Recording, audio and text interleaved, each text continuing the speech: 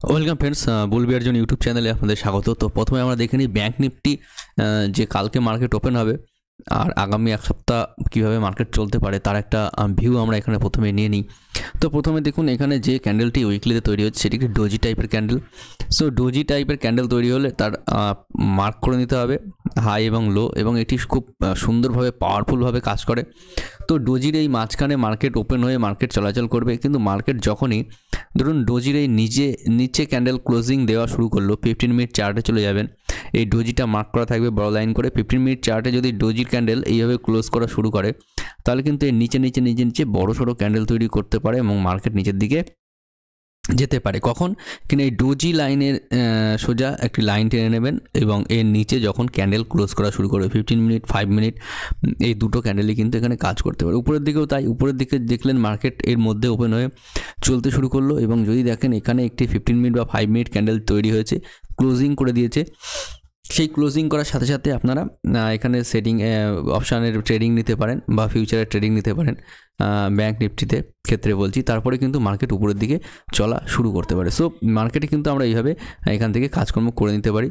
So এটি একটি সুন্দর ক্যান্ডেল, এবং এই সব ক্যান্ডেলের ক্ষেত্রে যখন দুটো রুলস কাজ করে, একটা ধরুন মার্কেটের টপে এই ধরনের ডোজি তৈরি হলো তাহলে কিন্তু এটা রিজেকশন হিসেবে দেখা হয়, আর মার্কেটে ধরুন নিচের দিকে যাচ্ছে এবং ডোজি তৈরি হলো তাহলে কিন্তু এখানে সেটা ওপরের দিকে আসবে বলে মার্কেটকে ধরা হয়। যেহেতু মার্কেট টপে এরকম ধরনের একটি ক্যান্ডেল তৈরি করেছে, সো মার্কেটে কিন্তু এখন এখান থেকে আপনার নিচের দিকের মার্কেট আমরা ফলো করতে পারি বেশি পরিমাণে। সো নিচের দিকের মার্কেটের জন্য আমাদের 70% ট্রেডকে ফলো করতে পারি, এবং উপরের দিকে যে ট্রেড রয়েছে সেই ট্রেডের জন্য কিন্তু আমরা 30% আমাদের যে পজিশন সাইজ আছে সেটা কিন্তু আমরা এখানে রাখতে পারি।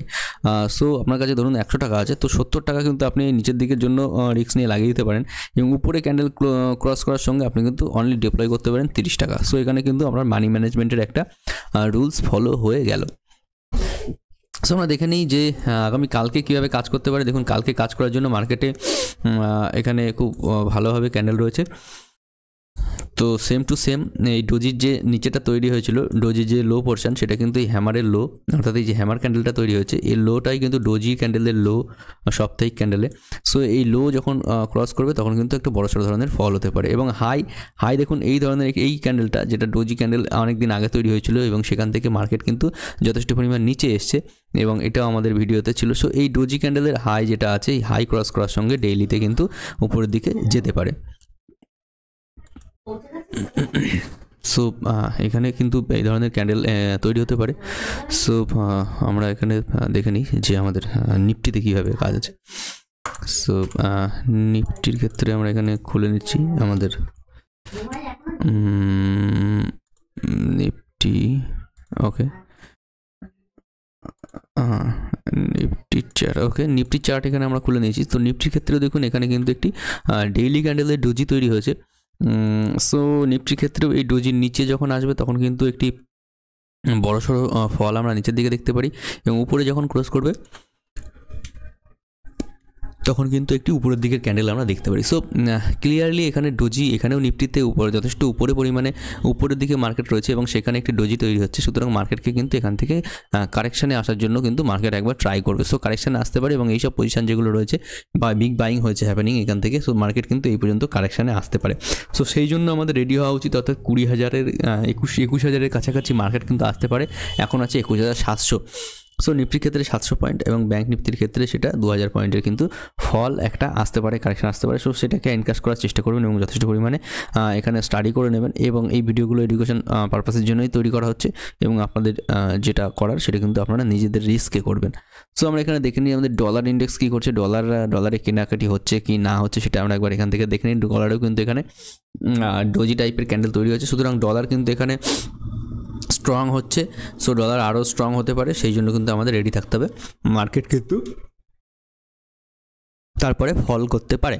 সো আমরা দেখে নিই এখানে আমাদের যে ইউএস ডলার এবং ইন্ডিয়ান রুপির ক্ষেত্রে মার্কেট কীরকম ভূমিকা নিচ্ছে। দেখুন এক্স্যাক্টলি কালকে আমরা যেটা আলোচনা করেছিলাম সেটা কিন্তু এখানে ঘটেছে, এবং দেখুন ডলার নিচে এসছে, এবং তাহলে এখানে আশা করা যাচ্ছে যে আমাদের ইন্ডিয়ান মার্কেটে কিন্তু ভ্যালু আসতে চলেছে, ভ্যালু বাইং আসতে চলেছে। ডলার যেটা উপরের দিকে নিয়ে যাওয়া ছিল সেটা কিন্তু অনেকটা পরিমাণে আমাদের সক্ষম হয়েছে নিচে নিয়ে আসতে। সো এরকম ক্যান্ডেল আগেও তৈরি হয়েছে, ডবল রেড ক্যান্ডেল তৈরি হয়েছে, ট্রিপল রেড ক্যান্ডেল তৈরি হয়েছে, কিন্তু মার্কেট ডলার কুল হয়নি। কিন্তু এখন যেটা মনে হচ্ছে ডলার এই যে লোগুলো আছে এই লো কিন্তু টেস্ট করে মার্কেটের নিচের দিকে আসতে পারে, কেন কি মার্কেট অনেক দিন ধরে উপরে রয়েছে এবং এখান থেকে বিগ হ্যামারিং চলছে ডলারের উপরে। সো ডলার এখান থেকে নিচে আসতেই পারে এবং ডলার নিচে আসা মানে কিন্তু ইন্ডিয়ান মার্কেটে ডলার প্রবেশ করা, এবং ইন্ডিয়ান মার্কেটে ডলার প্রবেশ করলে কিন্তু তখন আমাদের মার্কেট কিন্তু আপে যেতে পারে। সো সেই জন্য আমাদের 2-1 দিন দেখে নিতে হবে যে মার্কেটে যে ডোজি ক্যান্ডেল তৈরি হয়েছে সেটি কাজ করছে কিনা। সেটি যদি ফেল হয়ে যায় মার্কেটের ডোজি ক্যান্ডেল নিচের দিকে আসার জন্য, তাহলে কিন্তু এই সব ডলার ইন্ডেক্স যেটা রয়েছে এর প্রভাব যেটা থাকবে এফআইআই বাইং বা ফরেন এনআরআই বাইং, সেগুলো কিন্তু এই ডলার ইন্ডেক্সের সাহায্যে কিন্তু আমাদের মার্কেটে আসবে।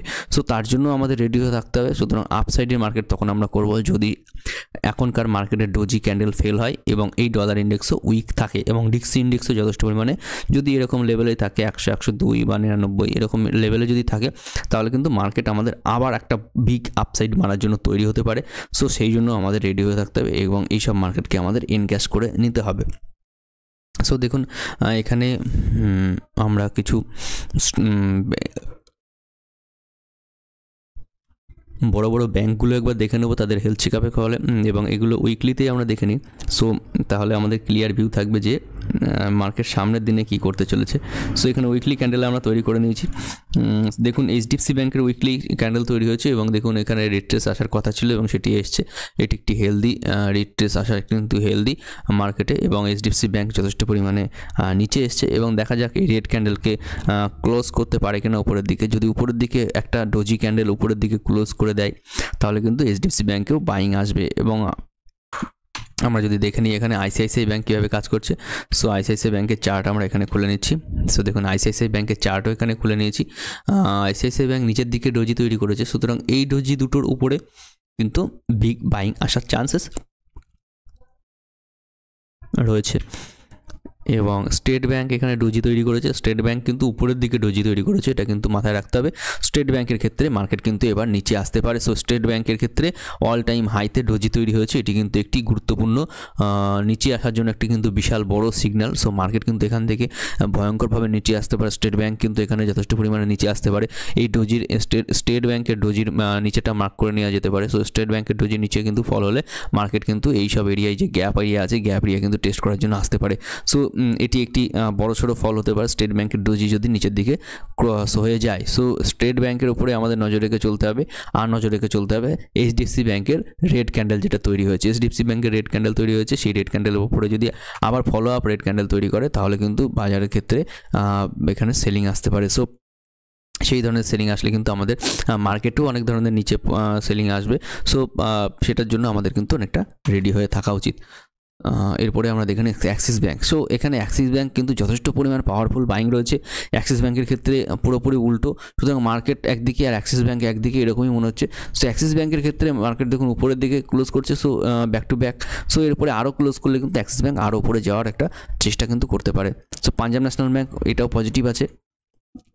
সো আমি এবার দেখে নিই আমাদের যে ইউএস মার্কেট আছে তারা কীভাবে কী রিয়াক্ট করছে। সো দেখুন ইউএস মার্কেট এখান থেকে ফুললি বুলিশ মুডে চলে গেছে এবং তারপরে এখানে কনসলিডেশন করছে। সো এরপরে ইউএস মার্কেট কিছুটা নিচু হলে ইউএস মার্কেটের যে নেক্সট লেভেল আসছে সেটা আসছে এখানে 35,500 কাছাকাছি। সো সেই লেভেলটা কিন্তু ইউএস মার্কেট টেস্ট করতে পারে। আমরা দেখে নিই এখানে S&P 500 কিন্তু ক্লিয়ারলি মেসেজ দিয়ে দিয়েছে, তারা কিন্তু নিচে যে অল টাইম যে এখানে সাপোর্ট জোন আছে সেই সাপোর্ট লেভেলের কাছাকাছি কিন্তু আসার একটা চেষ্টা করছে। সো ন্যাসড্যাকও করছে নিচের দিকে আসার জন্য, একটু রেডি হচ্ছে। এবং হ্যাংসেং মার্কেট এখানে বাইং চলছে হ্যাংসেং মার্কেটে, তবু হ্যাংসেং কিন্তু সাস্টেন হচ্ছে না। আমি এখানে একবার বলেছিলাম যে হ্যাংসেং কিন্তু সাস্টেন করার চেষ্টা করছে, কারণ কি পরপর দুটো বাইং। সো তারপরেও মার্কেট নিচের দিকে এসছে এবং এখানে দেখুন একটু সাস্টেন করার চেষ্টা করছে। এইটা দেখুন 22-এর লো। সো হ্যাংসেং মার্কেট কিন্তু লোতে লো করেই যাচ্ছে এবং এখান থেকে যে ফরেন ইনভেস্টার আছে তারা কিন্তু এখান থেকে পয়সা তুলে নিয়েছে চাইনিজ মার্কেট থেকে। তো চায়না উইক হয়েছে, তার মানে কিন্তু বড় সড়ো চায়নাতে ফল আসতে চলেছে বা চায়নাতে কিন্তু কিছু গড়বড় হয়েছে। সো চায়না মার্কেট এখনও উঠতে পারেনি কোভিডের পর থেকে, কিন্তু ইন্ডিয়ান মার্কেট উঠেছে। সুতরাং চায়নার পয়সা যে ইন্ডিয়াতে এসেছে এটা কিন্তু ক্লিয়ারলি ভিজিবল। অবশ্যই চাইনিজ মানি মানে চায়নাতে লেগে থাকা পয়সা, সেটা ফরেন ইনভেস্টারদের হোক আর যেভাবেই হোক। সো দেখুন China market fall, Indian market rise. So ইন্ডিয়াকে অনেকে চায়নার কাউন্টার হিসেবে দেখছে। সো ইন্ডিয়া এখন গ্রোথ করছে, এরকমভাবে হতে পারে। তো চায়না মার্কেট কিন্তু এখনও কোভিডের লোতেই আছে। সো এটা হতে পারে। আমি একবার ভিক্স ইন্ডেক্সটা দেখে নেবো। দেখুন ভিক্স আবার নিচে এসছে যথেষ্ট, এটা কিন্তু মার্কেটের জন্য ভালো। ভিক্স যথেষ্ট উপরে চলে গেছিলো, 16-র কাছাকাছি সেলিং মার্কেটে চলে গেছিলো, আবার ভিক্স নিচে এসছে। সো এটা কিন্তু বাইং মার্কেটে প্রবেশ করছে পুনরায়। এই ভিক্স সবসময় এবার লক্ষ্য রাখবেন যে এই যে বাইং উইকের ভিক্স তৈরি হয়েছে যে ক্যান্ডেলটি, এর উপরে ভিক্স যখনই যাবে তখন কিন্তু আবার মার্কেটে বড়সড় ক্র্যাশ আসবে, এবং এর নিচে যতক্ষণ চলতে থাকবে মার্কেট কিন্তু নিচে থাকবে। সো আজকের ভিডিও এইটুকুই, এবং থ্যাংক ইউ ফ্রেন্ডস, ভিডিও দেখার জন্য অসংখ্য ধন্যবাদ। চ্যানেলটিকে ভালো লাগলে অবশ্যই সাবস্ক্রাইব করবেন, লাইক করবেন, শেয়ার করবেন এবং কমেন্ট করে জানাবেন। Thank you friends, good night.